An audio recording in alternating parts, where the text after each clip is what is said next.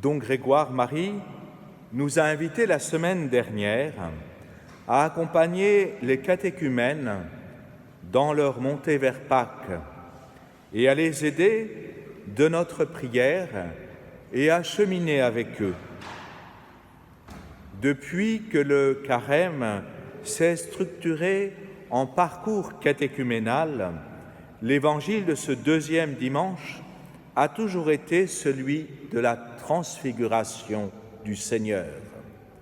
Saint Léon le Grand, pape de 440 à 461, commentait déjà cet évangile en affirmant que la transfiguration de Jésus avait pour but d'abord de prémunir les apôtres contre le scandale de la croix, mais aussi de montrer aux futurs croyants à quelle gloire ils étaient appelés.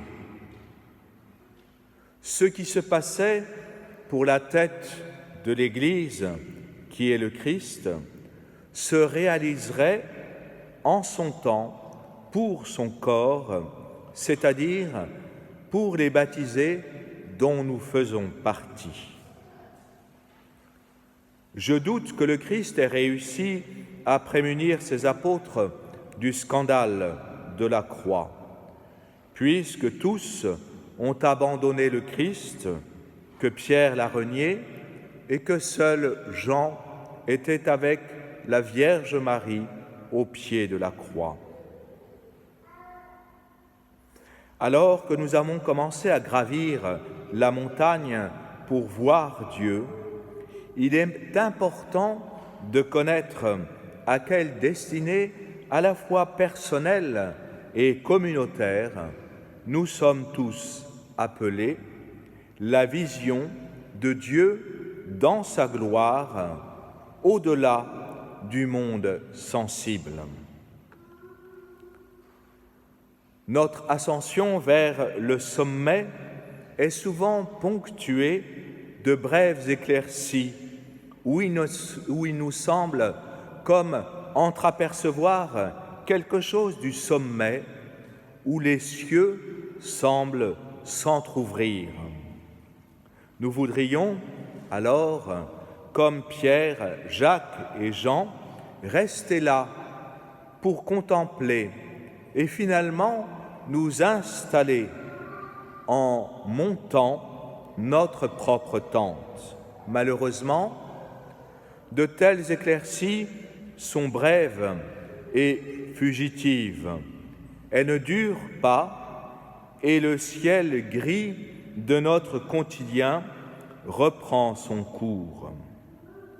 Pourtant, c'est le désir le plus profond que le Seigneur a mis au jour de notre baptême que de vivre un cœur à cœur avec le Christ.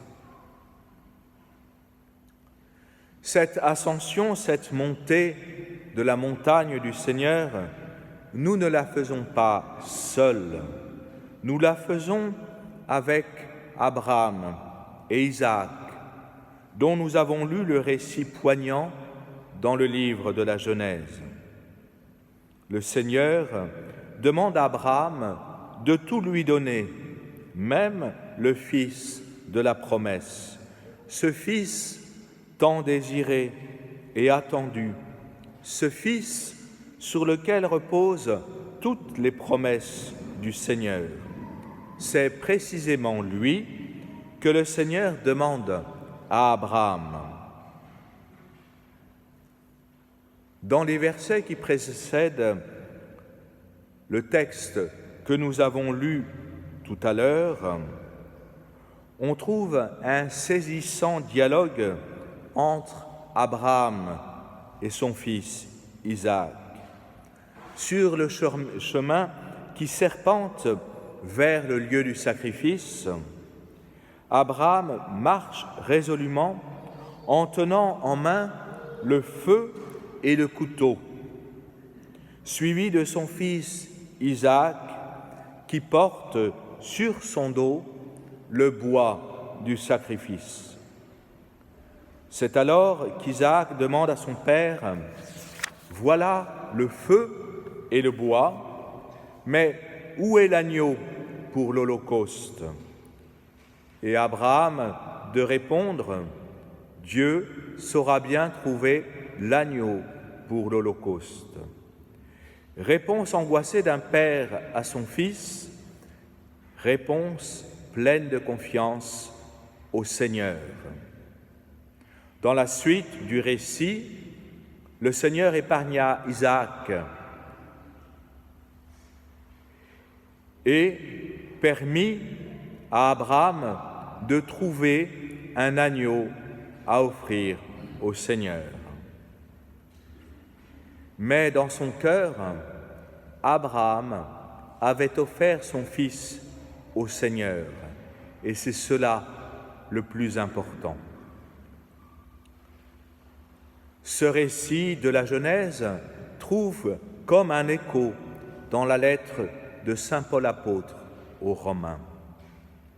Si le Seigneur a épargné Isaac, il n'a pas épargné son propre fils, qu'il a livré, le Christ qui s'est livré aussi aux mains des pécheurs pour réaliser son mystère pascal. Le Christ est mort pour nous tous, mais il est ressuscité et il est monté à la droite du Père où il intercède pour nous. C'est par ce mystère de mort et de résurrection que le Christ est entré dans la gloire. Et il nous faut, nous aussi, à notre tour et à sa suite, passer par ce mystère de mort et de résurrection. C'est ce qui va se réaliser, ou ce qui s'est déjà réalisé, par le sacrement de baptême. La cuve baptismale que nous présentons souvent comme un lieu de vie, puisque l'eau est symbole de vie, possède aussi une autre symbolique qui est celui de la mort et du tombeau. Car, ne l'oublions pas, le baptême est mort au péché et naissance à la vie divine. La mer de Galilée, si souvent évoquée dans les évangiles, montre que ce lac peut être le lieu de tempêtes terribles et un lieu de mort. Les apôtres, qui sont pourtant des pécheurs expérimentés, ont peur de ces tempêtes imprévisibles et ils réveillent le Seigneur qui dort à la poupe du bateau sur un coussin pour lui dire « Maître, nous sommes perdus, cela ne te fait rien. Pour voir Dieu, il faut mourir, mourir à notre péché, à nos mauvaises habitudes, à notre volonté propre de toute puissance, pour faire l'expérience de la dépendance, de l'humilité, de la pauvreté, du détachement de tout ce qui nous encombre pour grimper plus vite au sommet de la montagne. Cela purifiera notre regard pour voir l'invisible dans notre prière et pouvoir découvrir le visage du Christ en nos frères. Ou pour reprendre les mots de la prière d'ouverture, nous aurons alors le regard assez pur pour discerner la gloire. Qu'est-ce qu'avoir le regard assez pur ?